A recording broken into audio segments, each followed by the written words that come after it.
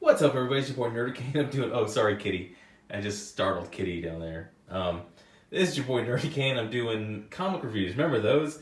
Um, like I said, I am on hiatus. I am done with Marvel until I see a major turnaround, and I think that begins with the firing of Mark Waid. I'm done with Marvel. Until then, DC. Thanks to Robbie Rodriguez, you guys are on lockdown until the end of the year. So that's what 3-4 months that I'm not going to buy DC comics anymore. So I'm buying indies. Plot twist: this one sucked. This one, I'll get to this later. Um, it also could not help itself from sucking. I did like this one, but we'll do. I'm going to do all three of these. First, let's kick this one in the teeth. Okay. Um, there's something in comics that is basically unnecessary action. Um, yeah, it's it's events in the book that have no weight and no meaning. Come on. Yeah, I'm sorry, Kitty, but you got to go. Okay, so um, here is credit where credit's due. I bought this. It was a recommendation of the guy at the comic shop. I did not look into anybody here. I know who Donny Cates is. Zach Thompson, I really didn't know who. Andy Clark, none of these people I really know who they were. Plus, this is probably the first aftershock comic book that I've ever gotten. Okay, here's the thing about this book. This book sucks. So if you want to end the review now, hit a like, subscribe, and I'll save you the time. This book sucks. And here's why it sucked. This book spent so much of its own energy being vague and trying to have a deeper, more artistic meaning. It feels like it spent so much time trying to be Citizen Kane that it forgot to be Jaws. It spends so much time in the deeper meaning and trying to be some sort of uh, thematic masterpiece that it forgot to make me care about this guy. I care as much about this guy who was uh, basically the auto taxi stolen from Total Recall. Made me care more about, as much about this guy as I did this guy and this guy. And basically, there's nobody I identify with. There's nobody I even care about in the book because there's really no reason to, because they didn't spend any time explaining who they are, explaining their motivation, explaining what makes them important to the story, and i.e. the reader. So this is where we get action events with zero weight to it. It's a mega city, and this monolith thing came down, and it's right here, and it's like a giant building. I don't know exactly what they get from it. That's also not explained. Some dude found it and brought it back, and it's changed the entire world. But I didn't tell you how it changed it. It's just okay. Action and events with no weight. So we don't know who this guy is. We don't know who this guy is. There's a sequence where they're like kind of eyeballing each other. He reaches for his gun. He sees that he's reaching for his gun, and he kicks him out of the taxi, and he's falling, presumably to his death. So you get a good scene of the entire city. You get to understand, okay, we have spaceships, we have traffic in the sky, we have sky taxis. It's the future. Something's going on. This dude's falling. And without any, so this dude right here, this next guy, his partner, I guess knew where he was the whole time and winds up catching him on this bike. And instead of him being like, holy cow, I just got kicked out of a taxi and almost died, they're just joking around like, oh, hey, Hyperion got the better of you again. You almost died. There's no weight. If these guys are police and you just got kicked out of a taxi, you should be chasing him down, kicking his head in. Now, I'm sure this and this, there's like some deeper artistic meaning to it. He's got the bag on his head.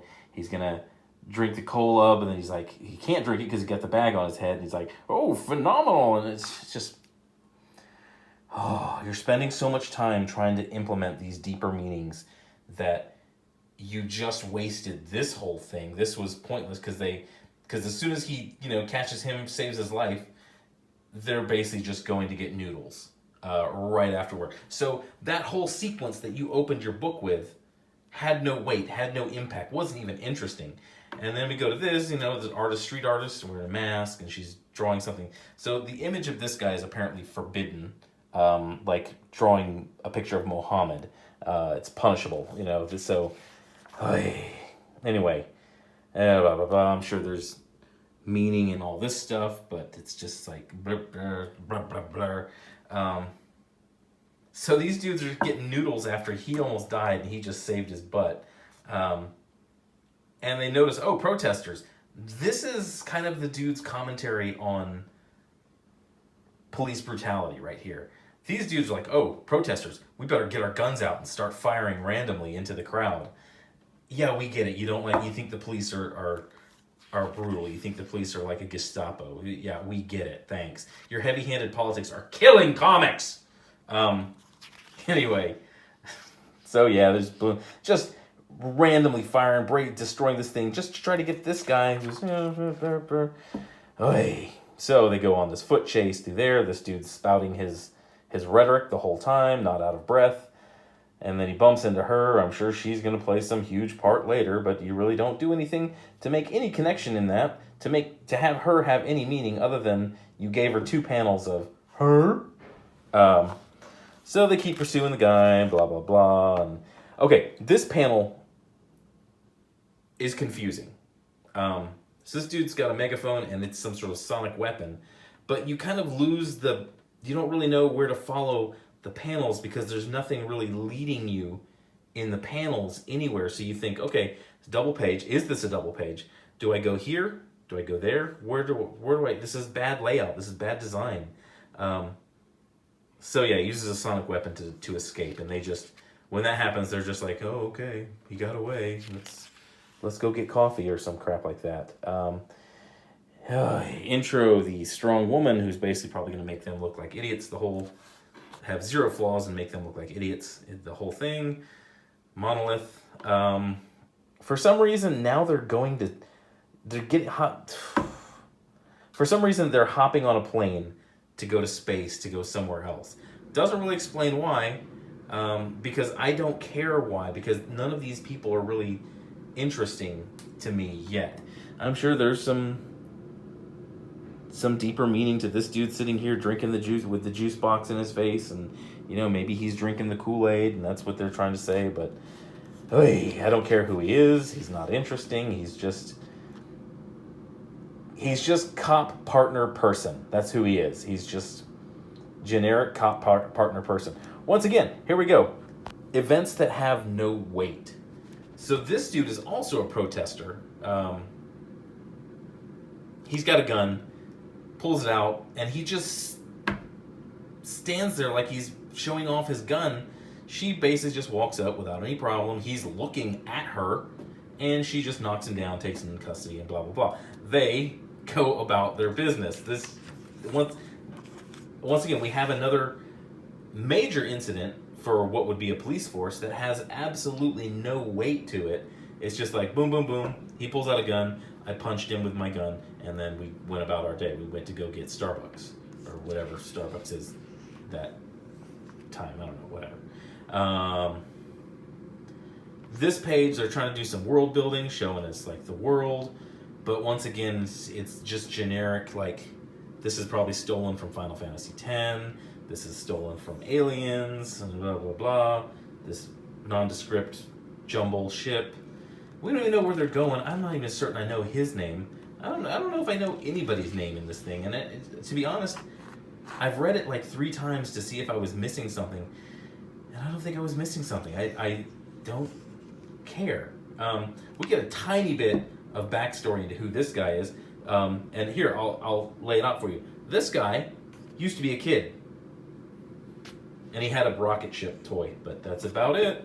And then, once again with the art, this is kind of a takeoff of an art piece, kind of a modern art piece where it's a dude in a suit and he's standing here like this, but there's a green apple in front of his face, and I guess it does a little bit of backstory of this dude who brought the monolith to Earth, but don't care, doesn't really go in.